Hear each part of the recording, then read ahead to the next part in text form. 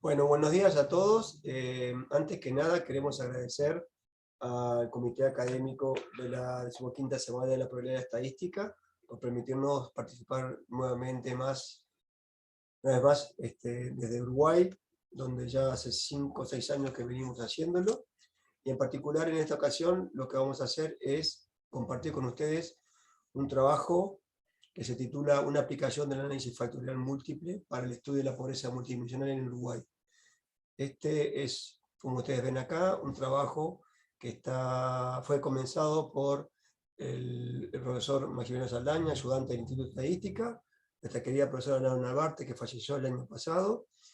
y quien les habla, Ramón Álvarez Vaz. Por lo tanto, queríamos no dejar pasar esta oportunidad de hacer llegar los avances que se habían hecho el año anterior con respecto a este problema. A título de ejemplo, podemos decir que en el Uruguay la pobreza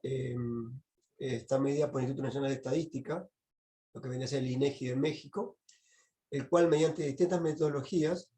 aborda el problema de cómo medir el ingreso. Para eso maneja esencialmente dos. Una de ellas es la del método del ingreso,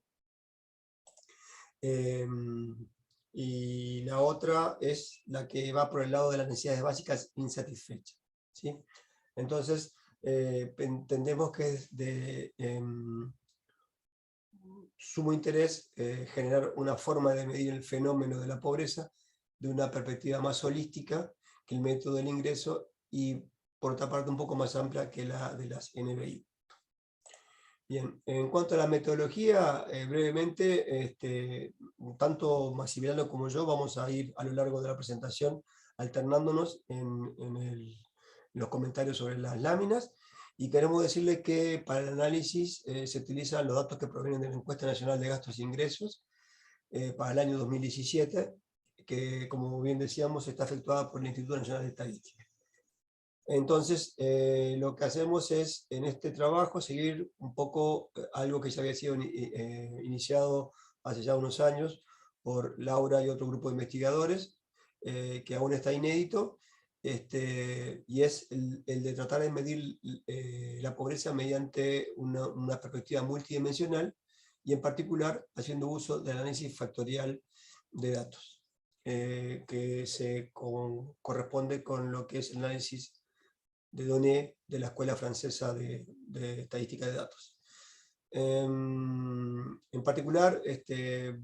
varios de los desarrollos que vamos a presentar en este trabajo responden a la metodología del análisis factorial múltiple, que está muy bien documentado y desarrollado por autores como Escoffier y Pagès, en un libro que es del año 1994 y que tiene como un desarrollo bastante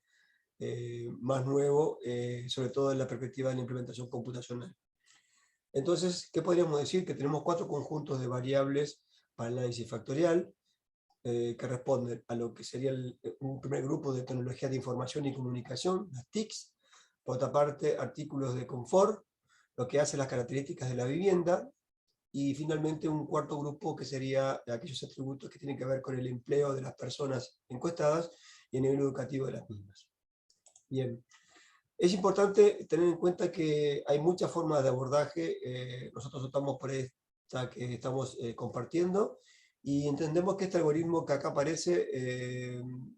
muestra claramente cómo es el diagrama de flujo del proceso de trabajo hecho sobre los datos. En una primera instancia, lo que hacemos es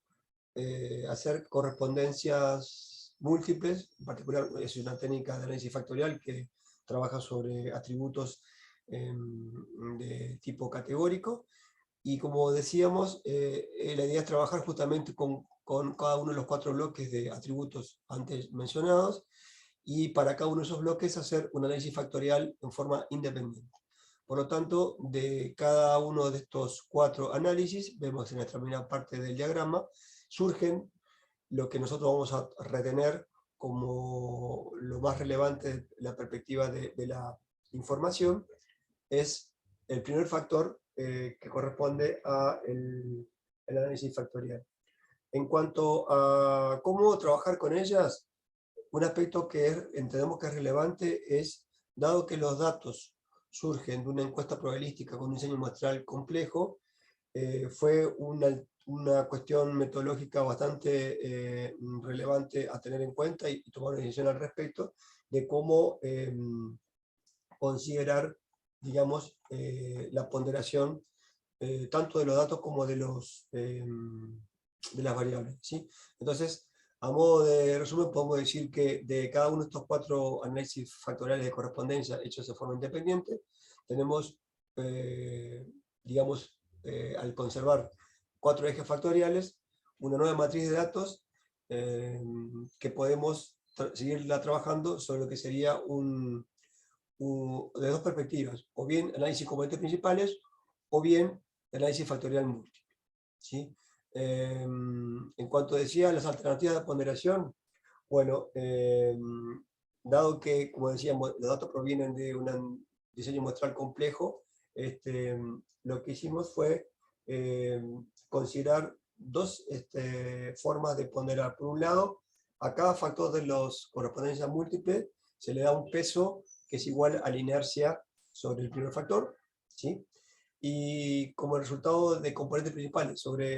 se toma el primer factor y que es empleado como una medida de pobreza multidimensional, o lo que sería un índice de pobreza multidimensional, ¿sí? Yendo ya a un poco la descripción de los resultados encontrados, tenemos una primera lámina que da cuenta de qué sucede con el bloque de variables que tienen que ver con el confort, y podemos decir que encontramos que en esta primera lámina, en este primer plano factorial, vemos con una forma no lineal van apareciendo, digamos, la ubicación de las categorías que corresponden a las personas secuestradas, que sí tienen cada uno de estos bienes de confort, salvo, digamos, bien de confort que es lo que sería un calefactor para agua caliente. Ahora, entonces, ¿qué podemos decir de esto? Que lo que tenemos es este primer eje divide los individuos de acuerdo a si tienen o no tienen ese nivel de confort, y vemos acá proyectada, digamos, en verde, las categorías de lo que sería la pobreza medida de acuerdo a los 2 métodos antes mencionados, y vemos que en este primer cuadrante aparecen, digamos, juntos la percepción de los individuos que sí se manifiestan como ser pobres, tanto medido por la metodología que es objetiva como la metodología subjetiva, lo que es la pobreza subjetiva, mientras que por esta otra parte, en esta otra parte, digamos, del plano factorial, en lo que sería el cuadrante que está acá sobre la derecha, tendríamos justamente la proyección de los individuos que no se manifiestan ni como pobres de forma subjetiva ni como pobres medidos por el método antes mencionado. Para el análisis de correspondencias múltiples correspondiente a la dimensión vivienda, podemos observar que el primer eje factorial permite hacer un ordenamiento de los hogares, donde mayores valores de este eje se corresponden con problemas estructurales de las casas. Por ejemplo, grietas, humedades, la falta de un cielo raso, la falta de un piso sólido. A su vez podemos observar que proyectando la categoría correspondiente a que el hogar es pobre por el método del ingreso, esta toma valor alto en el primer eje. Luego, considerando el ACM correspondiente a la dimensión educación, nuevamente el primer eje permite hacer un ordenamiento de los hogares, donde valores más altos de dicho eje se corresponden con una mayor situación de precariedad educativa y laboral, donde, por ejemplo, aquellos hogares que cuentan con un jefe que no completó la educación primaria tomarán valores altos, aquellos hogares con una desocupación alta también tomarán valores altos.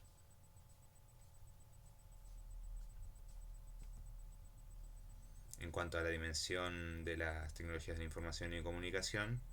eh,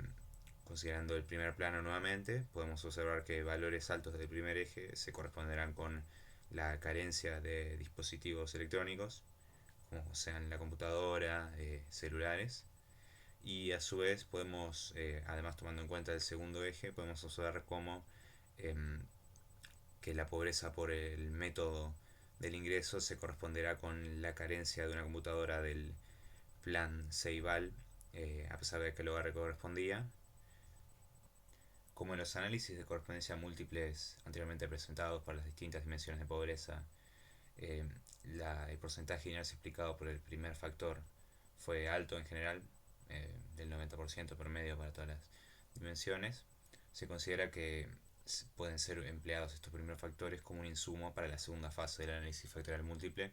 que es un análisis de componentes principales. Bueno, se hace esto, se toman los primeros factores y se usan para este análisis, y se obtiene como resultado que el primer plano factorial explica un 75% de la inercia, siendo el 50% de la inercia explicada por el primer factor. Luego, observando la dirección de los vectores que representan las variables correspondientes a cada una de las dimensiones en el plano factorial, se puede observar cómo valores mayores en cada una de ellas se verán representados en valores mayores del primer factor. Se puede observar además que las dimensiones que están más correlacionadas con este primer factor son la de confort y TICS, aunque la de vivienda y empleo de educación también cuentan con una correlación, aunque es más débil. Si solo se toma el primer eje, el cual acumula el 50% de la inercia, como un insumo para generar un índice de pobreza multidimensional, se va a perder información en áreas de simplicidad, lo cual es de esperarse al realizar una reducción de dimensiones. Se deberá posteriormente evaluar si este resumen de las distintas dimensiones en verdad vale la pena, para obtener una medida que las comprenda todas esas dimensiones. Y bueno, se busca tener un índice de pobreza multidimensional que a valores más cercanos a 1 indiquen una situación de mayor pobreza en las distintas dimensiones, y valores más cercanos a 0 una situación de menor pobreza. Y para esto se toman los valores del primer factor de la segunda fase del análisis factorial múltiple, el análisis de componentes principales. Para cada uno de los hogares se le resta su mínimo y se divide entre su máximo. Y como descripción general, el índice presenta una distribución con asimetría positiva y su media es 0,35. A continuación se presentan distintos gráficos descriptivos para presentar el comportamiento del índice obtenido en distintos grupos de la muestra e interpretar. En la figura de la presente diapositiva se presentan gráficos de violín del índice de pobreza multidimensional, distinguiendo entre la pobreza por el método del ingreso y la pobreza subjetiva. En el gráfico de la izquierda se presentan el índice para los grupos que no son pobres por el método del ingreso y sí son pobres por el método del ingreso. Se puede observar cómo el grupo de aquellos que no son pobres, hogares no pobres por el método del ingreso, cuentan con una mediana menor y una distribución que se acumula a valores menores que el grupo de los que sí son pobres por el método del ingreso. Este último grupo cuenta con una distribución más simétrica. Debe igualmente tomarse en cuenta de que hay un solapamiento entre los dos grupos bastante fuerte, y además que el máximo se encuentra, del máximo del índice de pobreza se encuentra en el grupo de los no pobres, que es lo que no se esperaría que el máximo estuviera en el grupo de los pobres. En el caso de la pobreza subjetiva, que es el gráfico de la derecha, las conclusiones son similares, aunque en este caso el máximo del índice está en el grupo de los que sí se autorreportan pobres, y a su vez la distribución de los no pobres se acumulan a valores menores más marcadamente, aunque también hay un solapamiento entre los dos grupos. Ahora, retomando el primer plano factorial, lo que hacemos es proyectar a los hogares en este plano y colorear según el tipo de pobreza. En el gráfico de la izquierda se presenta coloreado por la pobreza por el método de ingreso, y en el de la derecha la pobreza subjetiva. En el caso de la pobreza por el método del ingreso, se puede observar que aquellos hogares que sí son pobres por esta metodología se acumulan en el primer cuadrante, aunque se puede observar acá el solapamiento que observábamos anteriormente en el gráfico de violín, que ocurre que no se permite distinguir muy bien entre los dos grupos observando el plan. En el caso de la pobreza subjetiva, autorreportada, se observa que el plano nos permite distinguir mejor entre estos dos grupos. Y bueno, esto es tal vez una llamada de atención a que eh, puede resultar de utilidad e interés considerar más de un factor como una medida de resumen para la pobreza. En esta diapositiva simplemente se presenta una parte del código que se empleó. Se hizo uso del paquete de R FactorMiner y bueno, la finalidad de mostrar esto era mostrar la simplicidad de usar este paquete, cómo permite eh, incluir de manera muy simple los pesos de los individuos, que en este caso son de los hogares, eh, eh, variables suplementarias, graficar, y en general es muy amigable. Bueno, a modo de resumen, con lo hecho hasta ahora y lo que serán pasos a futuro, queremos dejar, digamos, constancia que esto fue un primer acercamiento al problema, donde se siguió lo que originalmente habían desarrollado autores como Lalbarte, Mace Almar, y que retomamos en este segundo semestre del 2021 y esta primera parte del 2022 con el profesor Saldaña para seguir con el trabajo. Entonces, entendemos que este análisis se debería profundizar para seguir estudiando la relación y la coherencia que entendemos que debe existir entre el método del ingreso, ya más que discutido desde hace mucho tiempo, y la validez de la metodología que se propone en este caso para definir lo que es la pobreza. Entendemos a su vez que la propia técnica estadística es extremadamente potente, lo que permite profundizar los resultados, y entendemos que es un buen camino a seguir la profundización de la misma. Y por otra parte, vemos que se abren algunas líneas de trabajo que pensamos explorar y que tienen que ver esencialmente con dos cosas. Por un lado, parados en el paradigma de la estadística, del aprendizaje estadístico, que desarrollaron ya hace varios años autores como Tijirani, Hasti, James y Witenin, que consiste en ver el problema de un conjunto de datos que se tiene, que serían los que surgen del análisis factorial que nosotros elaboramos, y para los cuales no se tienen etiquetas, y por lo tanto vale la aplicación de cualquier método de clustering que permitiría determinar tipologías de hogares con diferentes gradientes de pobreza. En ese conjunto de técnicas de clustering entendemos que son válidos los clásicos métodos de clustering jerárquico, lo que a su vez son, dado que son una cantidad grande de datos, tal vez puede resultar más relevante usar métodos de tipo no jerárquico, que evita el cálculo de matrices de distancia, y entendemos que cualquiera de las dos alternativas metodológicas de clusterizar, es decir, encontrar grupos de hogares, debería ser acompañada desde la perspectiva de encontrar grupos mediante lo que se conoce como clusterización mediante modelos estadísticos que reposan en lo que se conoce como modelo de mezcla. Y en particular, dentro de esa gran familia de lo que son modelos de mezcla finitas, pensamos que lo que son modelos de mezcla gaussianos pueden tener un muy buen comportamiento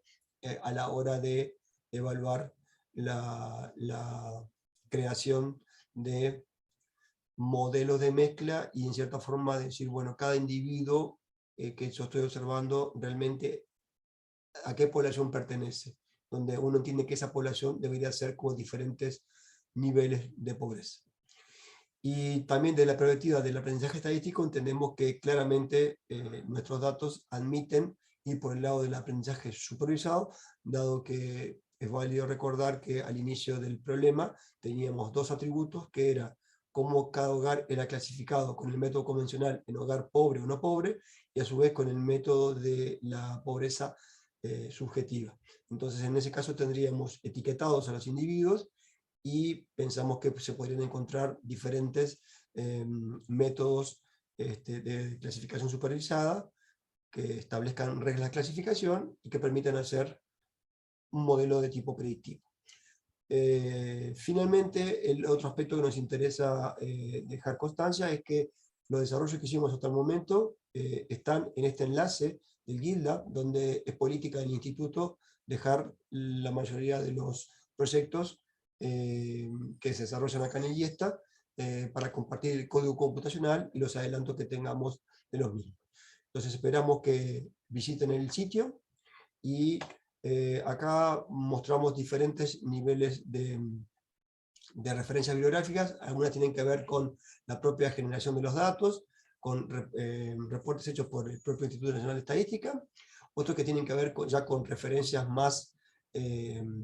históricas y muy relevantes, que han tomado en cuenta lo que es la medición de la pobreza, como es el caso del autor Kasman, que es referencia a nivel de América Latina,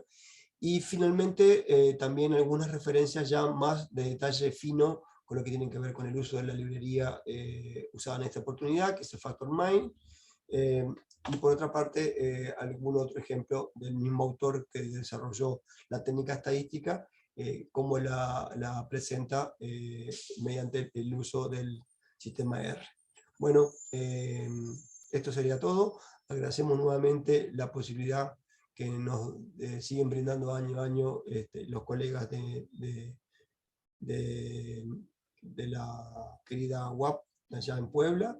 de siempre ser parte de la Semana de la Probabilidad Estadística, y esperamos que quienes hayan podido participar y escuchar esta presentación se queden con dudas y nos consulten,